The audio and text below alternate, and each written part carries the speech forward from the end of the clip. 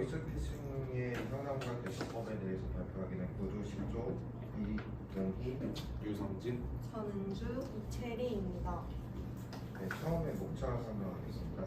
처음으로 이제 보이스피싱 국내와 해외 사례, 보이스피싱의 현재 처벌 강도, 그리고 보이스피싱의 처벌 강도에 대해서 그리고 마지막으로에 대해서 얘기를 할 거고요.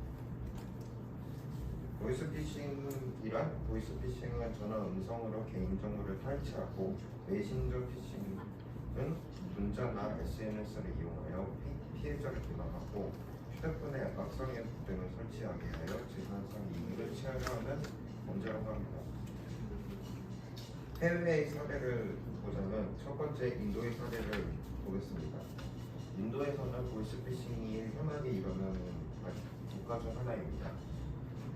보이스피싱 범죄자들은 사회, 공항과 은행, 정부기관 등을 대상으로 많이 합니다.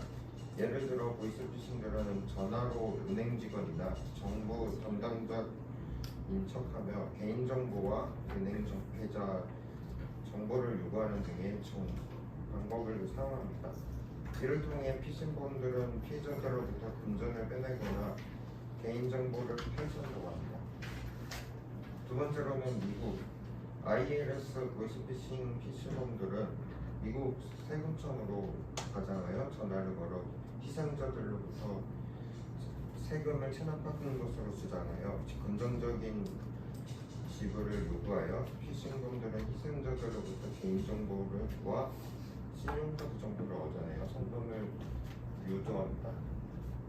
세 번째, 캐나다에서는 보이스피싱이 금융기관 및 정부기관을 향해 증가하는 경향을 보이고 있습니다.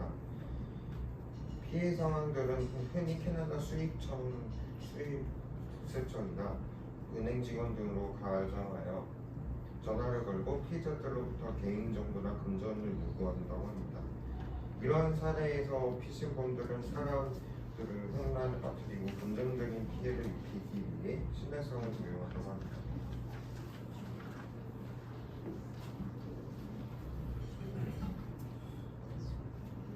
네, 다음은 유럽 보이스피싱 사례를 설명드리겠습니다. 유럽에서는 NFC 태그를 활용한 피싱이 이루어졌습니다. NFC 태그란 흔히 휴대폰 교통카드, 삼성페이 같은 것을 활용하기 위해 쓰이는 모드입니다. 이를 활용해 휴대폰으로 상대의 휴대폰과 접촉한 후 결제를 하는 방식으로 유럽에서는 보이스피싱의 사례가 일어나고 있습니다. 국내 우리나라의 사례에는 보이스피싱 현금 수거체 역할을 맡아 3천만 원 가량을 조직에 전달한 20대 여성 유튜버에게 법원이 실형을 선고한 사례가 있습니다.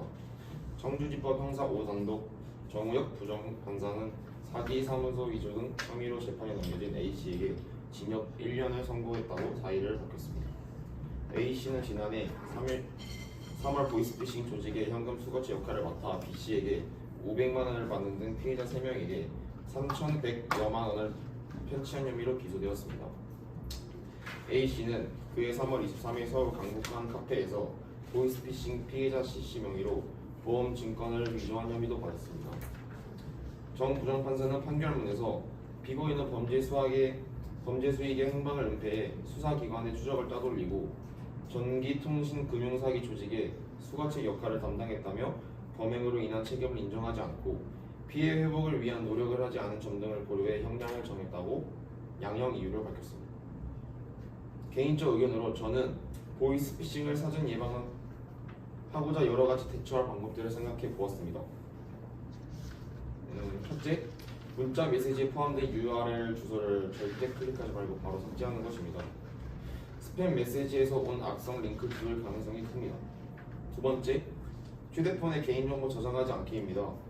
스팸 메시지에 저장하지 않기입니다. 예를 들면 신분증, 신용카드, 운전면허증, 기타 계약서 등등이 있겠죠. 사기범의 원격 조종 악성 앱이 개인 휴대폰에 설치될 경우 사진첩, 파일 폴더, SNS, 전송 내역 등에 보관되어 있는 개인정보가 노출된다고 합니다. 만약에 개인정보가 노출된다고 하면 거래은행 콜센터 신고 및 재급정지 요청을 하여야만 합니다. 이런 식으로 기본적인 예방 방법만 지켜준다고 하면 보이스피싱이 일어나는 사례들을 줄일 수 있다고 저는 생각합니다. 다음으로는 보이스피싱의 현재 처벌 강도에 대해서 얘기를 해보겠습니다. 보이스피싱의 담당자에 대해서 말씀드리겠습니다.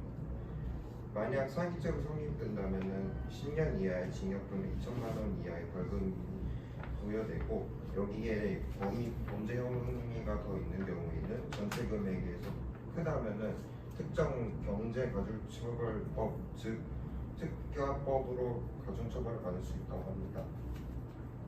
두 번째, 자신도 모르게 보이스피싱에 단순 감사자가 된다면은 보이스피싱의 전화사기 일종으로 형법상 사기죄에 해당되어 10년 이하의 징역 또는 2천만 원 이하의 벌금형이 처해진다고 합니다. 그래서 자기의 생각에 대해서 말씀드렸습니다. 처벌 강화로 미국, 중국 경우 같은 경우에는 사람의 목숨이 걸릴 경우 사형까지 시킨다고 합니다. 우리나라는 1년 가량이죠. 우리나라 또한 재범률을 하락하기 위해서 처벌을 강화했으면 좋겠다고 생각합니다.